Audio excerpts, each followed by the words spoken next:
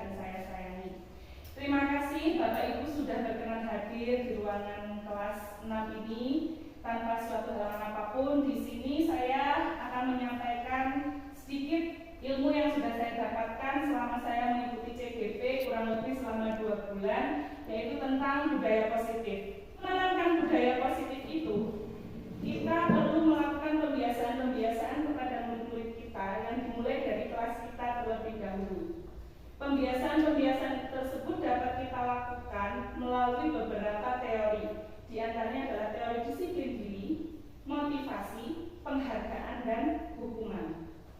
Disiplin diri dapat dimulai dari sejak dini, mulai dari anak-anak mulai masih dari usia kelas 1, bahkan usia TK, bahkan mulai dari di rumah. Jadi disiplin diri itu bukan hanya untuk di sekolahan, tetapi juga ditanamkan di rumah. Nah, kita mulai di kelas-kelas kita biasakan peserta didik untuk mengucapkan salam, untuk tersenyum kepada guru, kepada rekan-rekan semua, kepada teman-teman. Untuk pembiasaan seperti itu, kita ada beberapa teori yang tadi sudah saya jelaskan. Teori penghargaan, kita biasanya memotivasi peserta didik kita dengan memberi penghargaan. Misalnya, barang siapa yang besok mendapat nilai tertinggi, akan Ibu beri hadiah. Apakah pemberian penghargaan itu efektif untuk meningkatkan motivasi peserta didik? Lumayan efektif. Ya. Kalau selama ini pemikiran kita, penghargaan itu sangatlah efektif. Akan tetapi itu tidak benar.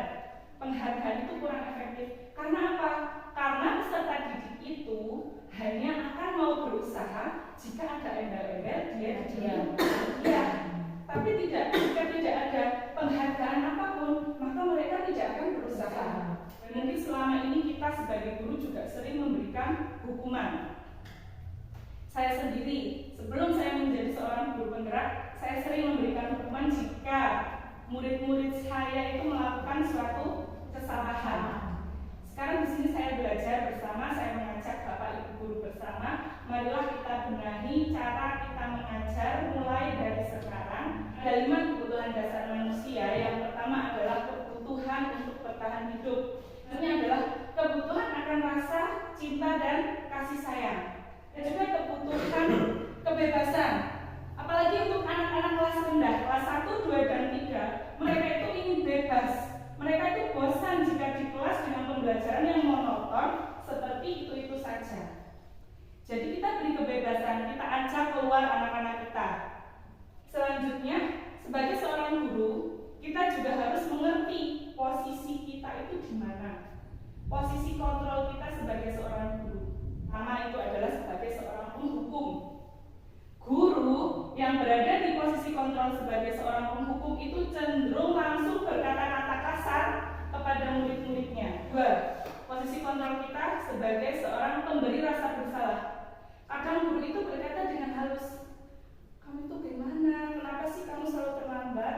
Kan bu guru gak enak, nanti bu guru yang ditegur sama kepala sekolah. Jika kita berkata seperti itu, maka anak-anak didik, walaupun kita berkata dengan halus, mereka itu malah jadi merasa, oh iya ya, aku penyebab semua masalah. Mereka akan down. Ternyata kita berkata halus seperti itu dengan niatan untuk supaya peserta didik merasa bersalah terus memperbaiki, itu ternyata tidak benar atau tidak tepat, kurang tepat. Yang ketiga adalah posisi kontrol sebagai seorang teman. Kalau ada anak yang melakukan kesalahan, biasanya kita bertanya seolah-olah dengan bahasa yang selengean. Sebagai seorang guru sebenarnya kita sering berada di posisi itu. Itu sudah posisi yang bagus. Nah, ada lagi posisi yang keempat adalah sebagai pemantau. Pemantau di sini kita tidak memberikan hukuman, tapi kita memberitahukan konsekuensi apa yang akan didapatkan oleh murid atau peserta didik jika mereka melanggar suatu aturan. Jadi kita selalu mengaitkan, oh kamu datang terlambat, kamu sudah tahu kan konsekuensinya kalau kamu datang terlambat seperti apa.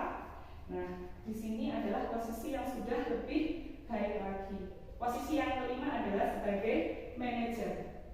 Ini adalah posisi yang terbaik sebagai seorang guru, di mana kita menyelesaikan semua masalah kita duduk dengan anak, duduk dengan baik, kita dia melakukan kesalahan seperti ini terus, dan kira-kira dia tahu apa tidak kesalahan ini nanti akibatnya seperti apa.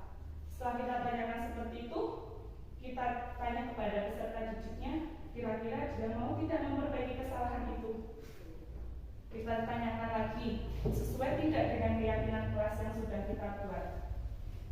Mulai dari sekarang, apakah Bapak Ibu sudah membuat keyakinan kelas di kelasnya masing-masing? Sudah. Ada yang sudah, ada yang belum ya? Di kurikulum Merdeka ini kita ada sebuah keyakinan kelas. Kalau dulu tata tertib, kalau sekarang itu keyakinan kelas. Kalau tata tertib itu lebih dibuat oleh satuan pendidikan. Kalau keyakinan kelas itu dibuat oleh guru dengan murid. Kesepakatan. Jadi jika murid merasa keberatan, jangan kita paksakan. Misalnya saling menghormati. Saling menghormati contohnya keyakinan kelasnya apa? Datang dan pulang tepat waktu. Itu disepakati. Kira-kira anak-anak setuju tidak dengan kesepakatan itu?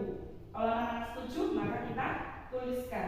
Biarkan anak-anak itu memberikan pendapatnya tentang keyakinan kelasnya mau seperti apa.